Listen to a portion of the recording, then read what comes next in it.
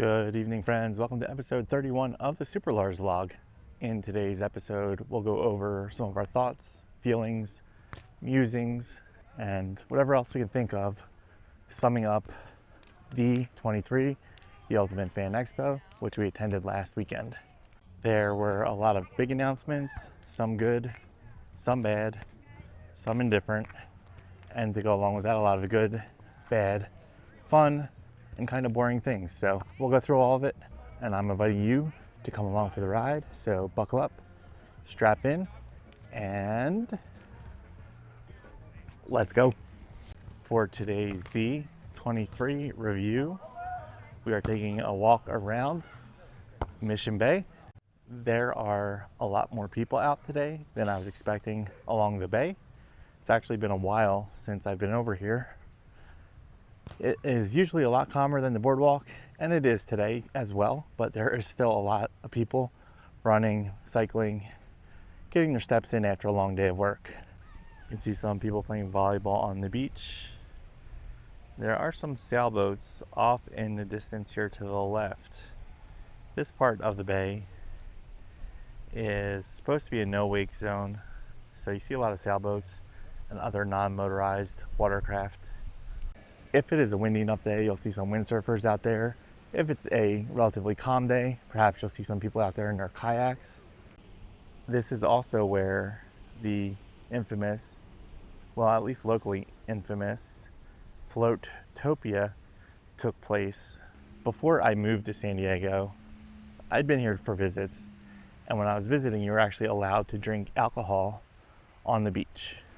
At some point between one of those visits and the time that I moved here, they banned that because it got a little bit too rowdy. People were not cleaning up after themselves, and all of the other things that go along with overconsumption of alcohol, and then mixing that up with the sun and dehydration. So I can see why there were laws enacted to prevent that kind of thing. It really made it tough to have kids around on the beach in the summer, so alcohol was banned. In protest, an event called Floatopia was created because alcohol was banned on the beach, but not in the water. So thousands of people took to the water with their floats, along with their beverages of choice, and most likely styrofoam coolers. And there you can see a boat creating a lot of wake with a skier behind it. Not supposed to have a wake in the water over here. Anyway, needless to say, the local government and the police were not amused. Floatopia ended shortly after it began. Now you're not allowed to drink in the water or on the beach. The loophole has been closed.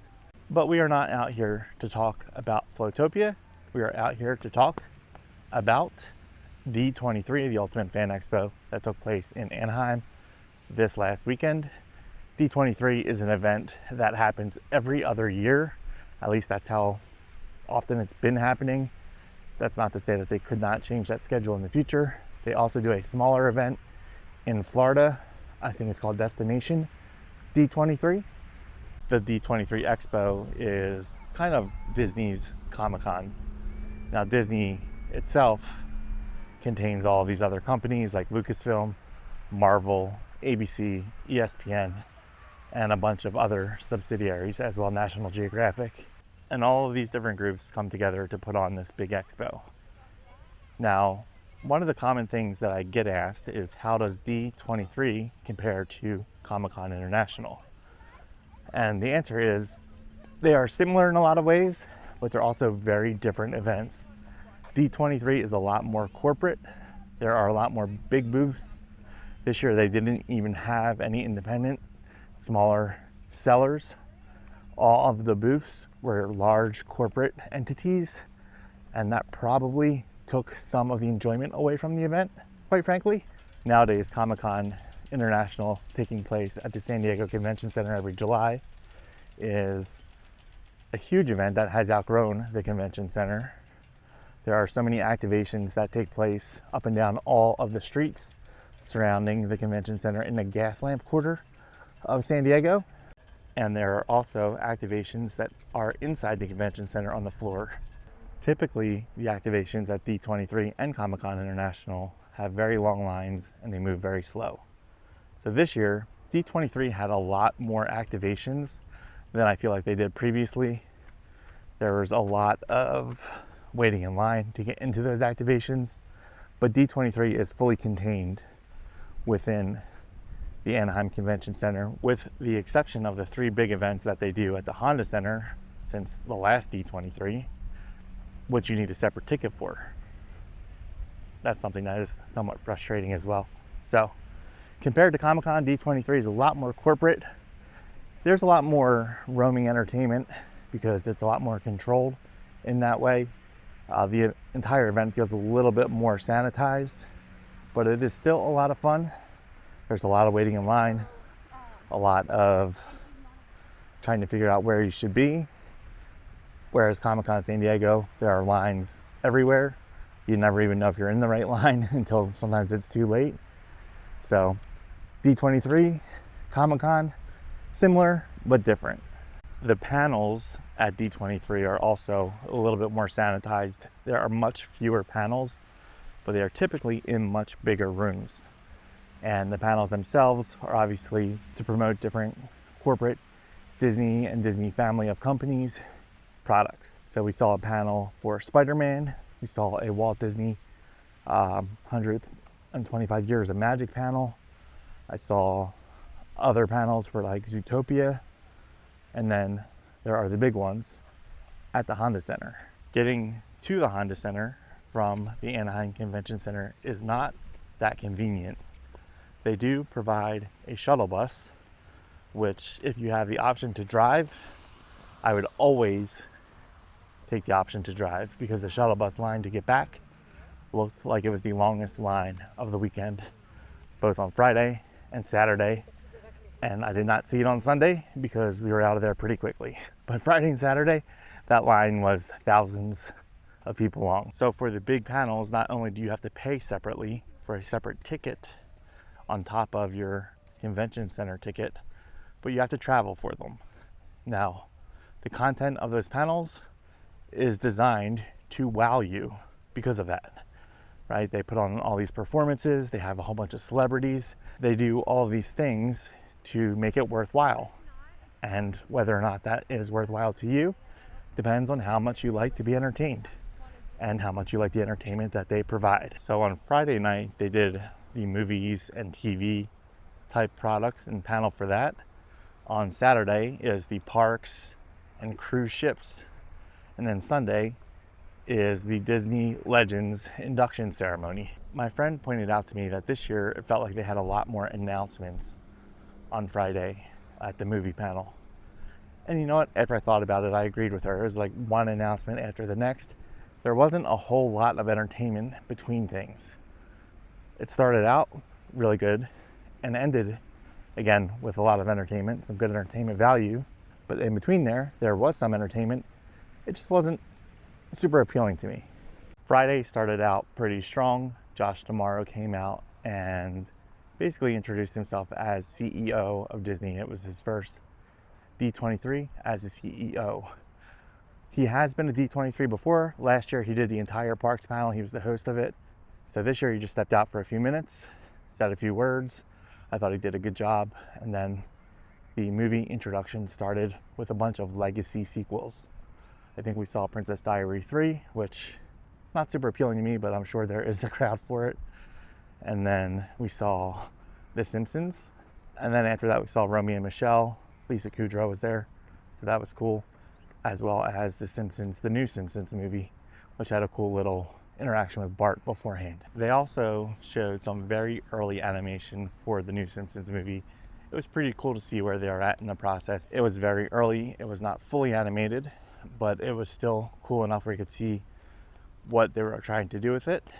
And it definitely made me more interested in the movie that's coming out next year. Then we got further into sequels. I think we went to Incredibles 3 and another Coco movie. Both are projects which I'm pretty excited about. I'd definitely go see both of those movies. The earlier parts of those franchises were very good, but again, we are in heavy sequel territory right now. And then during this Pixar section, they broke off into something that was very interesting to me, which was Kingdom Hearts 4. Completely unexpected. And they showed the first gameplay footage as far as I know. I know that the game was previously announced at Summer Games Fest, but I don't think they showed any actual footage from the game. So we saw some of that, and that tied in with Coco because there is going to be a Coco section of the game. They also announced a Kingdom Hearts show coming to Disney Plus. Kingdom Hearts 4, so that's like definitely a sequel from the video game standpoint. But from a TV show standpoint, they announced that there's going to be a Kingdom Hearts TV show coming to Disney Plus. And then they followed that up with a new Pixar movie and project called Ghost Market. It looks interesting. We'll see how it develops. Hopefully it is something that a lot of people go see and does well, so they continue to create new original stories as opposed to this franchise Armageddon we're in right now. There are a lot more people playing volleyball on this side of the bay as well. After the Pixar section, they got into that tween section, kind of boring, really lost me. I think they went over Camp Rock, they brought the Jonas Brothers, they did some Percy Jackson, and then Bluey. And they finally started to bring me back in with the Oswald the Lucky Rabbit cartoon or movie that they're coming out with. So Jon Favreau is working on this hand-drawn Oswald movie, and they made it a point to say this is hand-drawn, and they made a couple other references to show that some of the art, some of the movies that they're making are fully being done by humans and not AI, which I fully support. And so they mentioned this new Oswald project.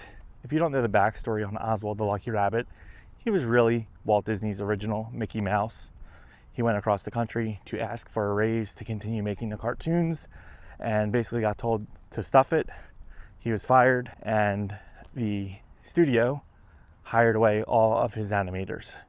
So on the train ride back to California from New York, that's when he created Mickey Mouse. And 100%, if someone basically did the same thing to Disney now, they would sue the ever-living crap out of them, because Oswald, Lucky Rabbit, and Mickey Mouse were essentially the same character. Oswald had longer ears, Mickey had short round ears that you're familiar with, but other than that, the similarities in the cartoons are quite apparent. However, Universal never really did much with Oswald after Walt Disney stopped producing those films for him, and Mickey Mouse became a cultural icon. Several years ago, Al Michaels, the legendary sports announcer, was signed to a contract with ABC, ESPN, and Disney to do football and other sports, but he wanted to go work for NBC to do Sunday Night Football with John Madden. Disney felt as though they should get something back. So Bob Iger, the CEO of Disney, essentially traded Al Michaels to Universal, who owns or is part of the same corporate family as NBC.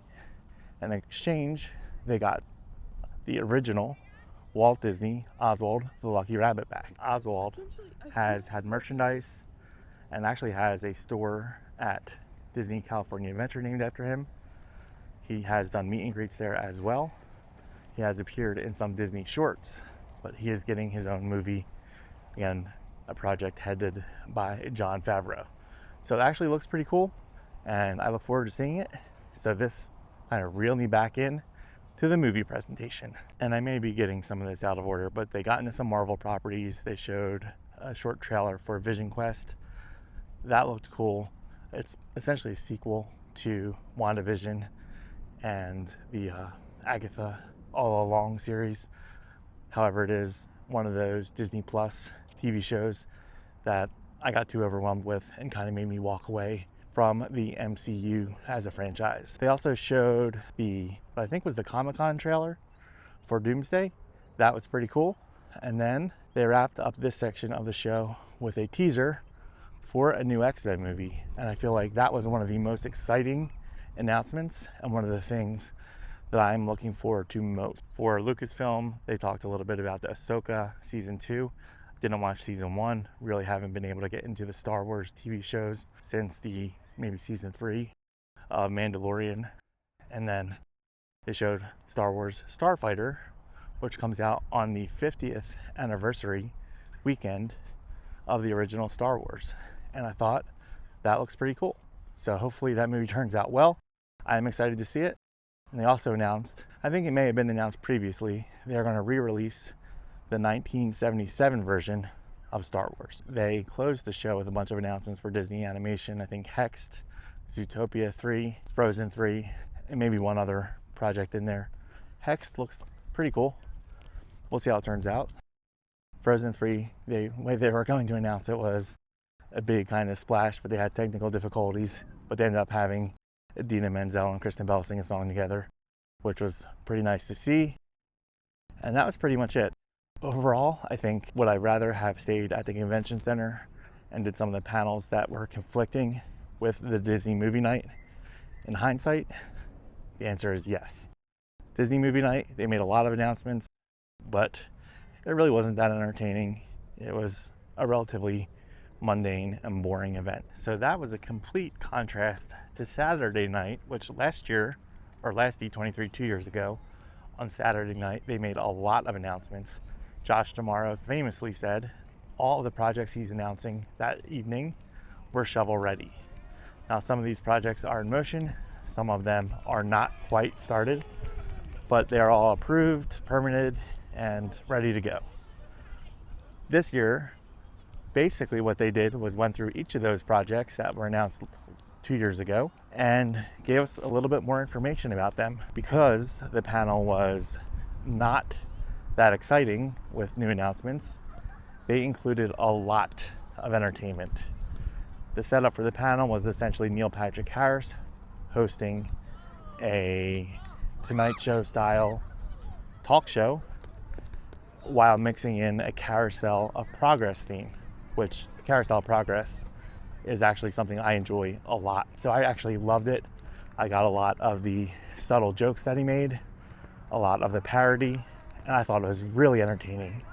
However, I knew about 114 minutes into this thing that this was all fluff. I think up to one point late in that panel, the only major announcement was a new cruise ship, which I'm not even sure if it was previously announced.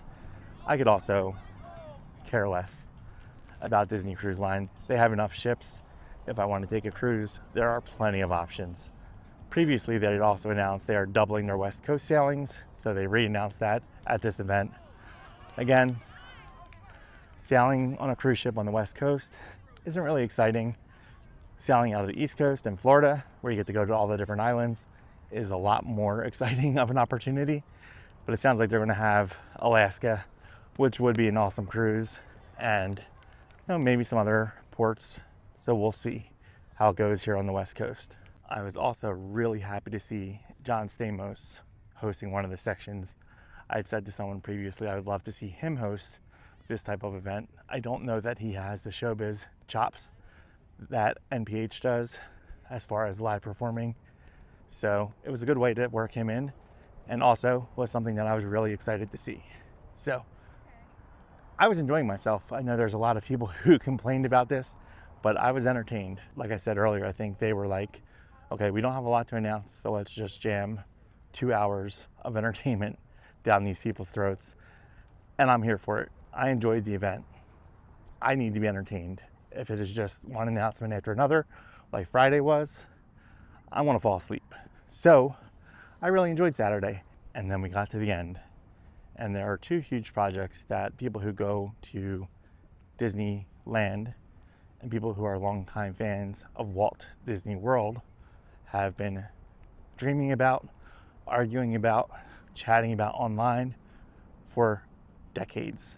One is a redo of Disneyland's decrepit and mismatched Tomorrowland. In the 90s, there was a push to make Tomorrowland more into Discoveryland, which is what the Tomorrowland equivalent is called at Disneyland Paris. It has more of a steampunk, Jules Verne vibe. There's a lot of gold and blue, whereas previously Tomorrowland at Disney was more retro, futuristic. A lot of white, blue, and gray. So they started the changeover at Disneyland. They painted Space Mountain gold. They got rid of the people mover, and eventually they cut the budget. And what was left for Tomorrowland in California was a half done land that they eventually went back on and painted a lot of the things back to the white and blue. They had a ride that replaced the People Mover, but they didn't put the budget into banking the tracks, and so it destroyed the tracks that the ride was on, and the ride was closed after like 2 years. And what we're left with now in the year 2027, almost 30 years later, is a Tomorrowland that still has some of those gold and blue elements in the Astro Orbiter and atop the old People Mover platform, and then everything else doesn't match with that and is painted that white or blue color. And one of the most visited tourist attractions in the world, there is an abandoned ruin, the People Mover tracks, that have just run straight through the middle of that land for decades. So I think a lot of people would love to see the People Mover back, but more so, I think people want a better, more cohesive Tomorrowland. And so with little fanfare and almost no detail, they announced they're finally going to redo Tomorrowland. And it's the kind of thing where you wonder, did they just throw this in at the end so they had something to say? Because there was no details, no timeline. It was just something that was said. And in the middle of them announcing this Tomorrowland redo, they had the second big announcement, which is they're going to bring back Dreamfinder to the Figment ride. Again, very light on details. The announcement was made purely as a mic drop, but it's something that everyone who is a fan of Walt Disney World, specifically Epcot, has been begging for years. We all hope it's more than just Dreamfinder getting added to the current ride. We want to see the ride itself journey into imagination, brought back to somewhat of its former glory, but not necessarily even its former glory, because that would be a letdown. We want to see a more modern ride that is as magical as people say the original version was. Now, I never rode the original version, so I have nothing to compare it to.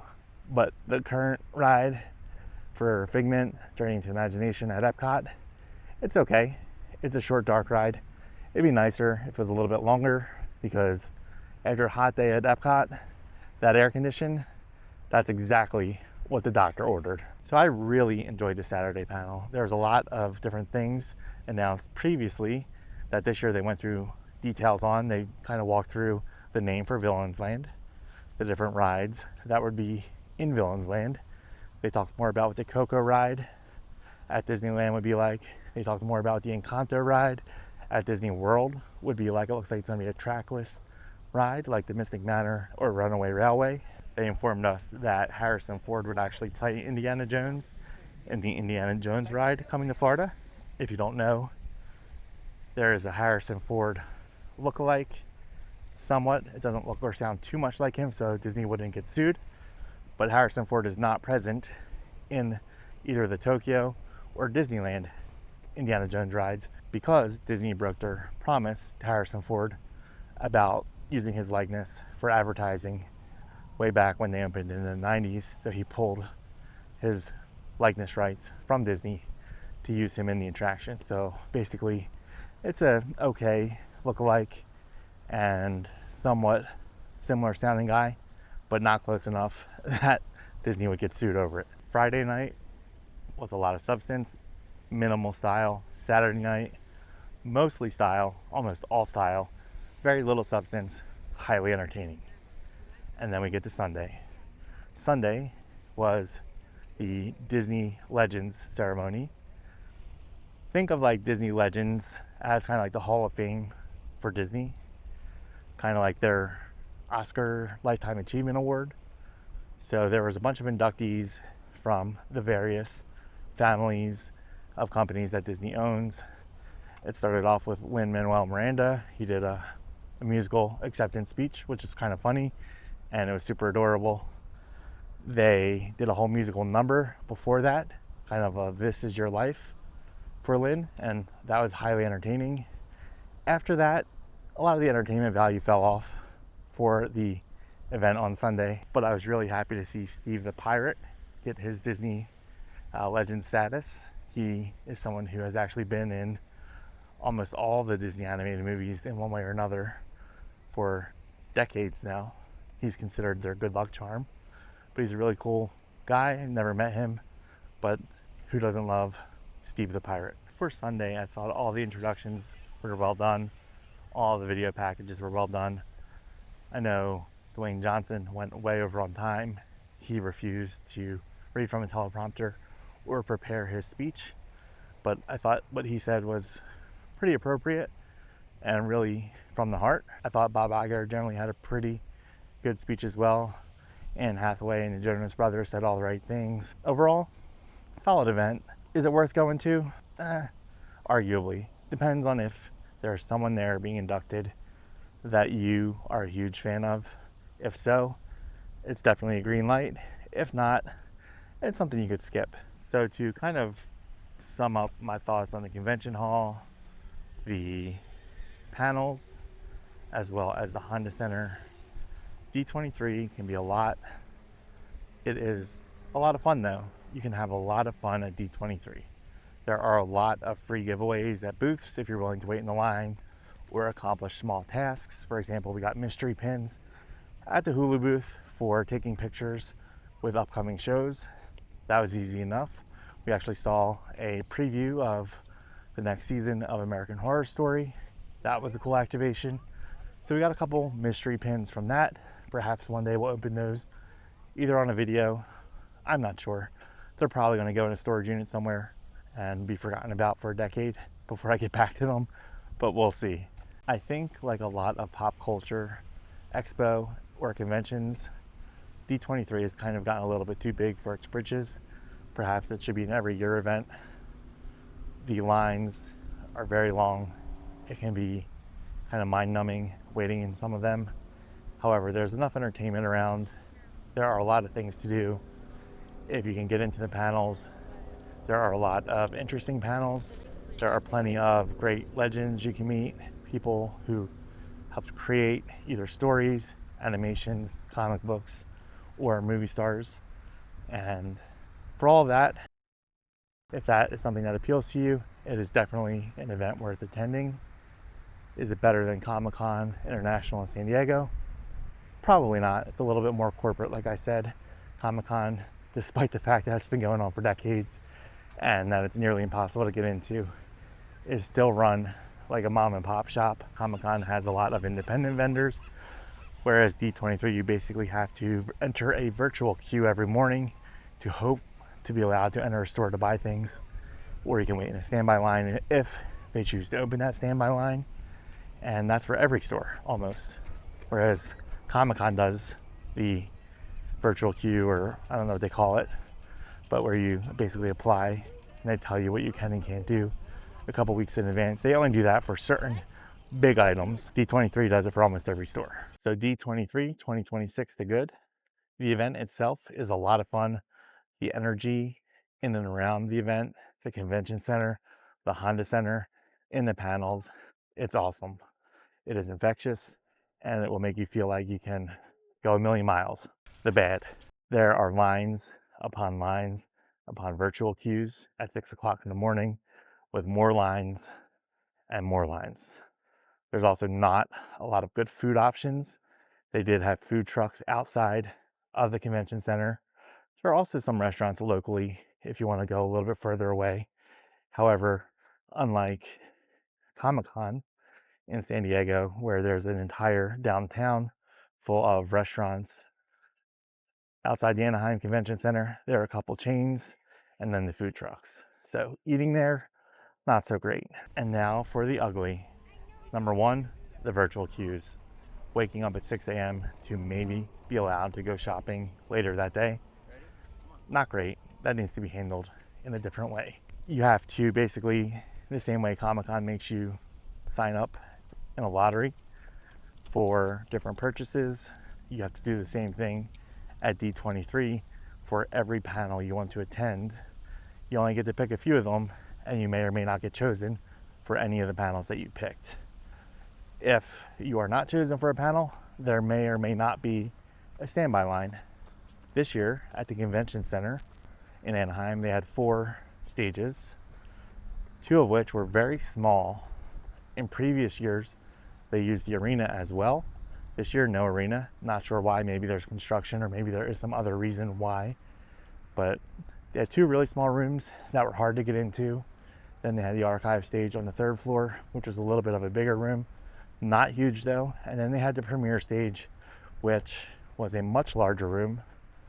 Last year, the area where the premiere stage was, there was a lot of games and other shopping that you didn't have to wait in lines for. So that was nice. This year, all of that gone. So D23 2024, D23 2026, I feel like some things were improved and some things were not as good. That was a lot of talking. If you hung around this long, please make sure you give this video a thumbs up. Hit that subscribe button. I think we just crossed 20 subs. We're well on our way to our goals. So hit the subscribe button if you like what you see, and make sure you give the video a thumbs up. Leave a comment about what your thoughts on D23 were. Did you like this year's more than last event in 2024? What was your favorite panel? How did you feel about Saturday night? Everyone seems to have an opinion, and I want to hear yours down in the comments below. Final thoughts for D23, and this advice goes for any kind of convention or week at a theme park, anything that is similar over the course of 4, 3, 5 days, whatever it may be. Wear comfortable shoes and start practicing walking before you go. We did close to 100,000 steps over the course of the 4 days, including D23 day at Disneyland, and a little bit over 40 miles over those 4 days. So there's a lot of walking. If you're a marathon runner, maybe it doesn't seem like a lot to you, but for the rest of us, your feet gonna hurt. So get out there, get those steps in, and we'll catch you guys next time here on the SuperLarz vlog. Tomorrow is our 1 month vlogiversary. We have been doing this for an entire month. I don't know what I expected when I started out. I don't know if I knew how hard this would be or how much fun it would be. We'll see where the next month goes. I'm inviting you to come along for the ride though. So for tomorrow, we're gonna try to get that dang Frida's water ice that has eluded us for a month. I'm not super optimistic. I think SeaWorld has reduced their hours because summer is somewhat over. A lot of the kids are back in school. So I don't know that they will have it. I don't know that they will have everything open, because when they reduce their hours, they also reduce the amount of stores and eateries that are open. So hopefully we can get the water ice. Hopeful, but not necessarily optimistic. And then who knows, maybe we'll play some pickleball or something like that. Would love to do an activity that gets the heart rate up a little bit after all of the kind of meandering, all the walking that we did over the last couple of days. So it'd be nice to kind of get something a little bit more vigorous in. So tomorrow, maybe some pickleball, maybe some Ritas. I hope so, but not putting all my eggs in that basket. But I do appreciate y'all stopping by. Again, make sure you hit that thumbs up button, subscribe to the channel, leave a comment below with some of those things we talked about earlier, what your favorite part of D23 was, and we'll catch you guys on the next episode.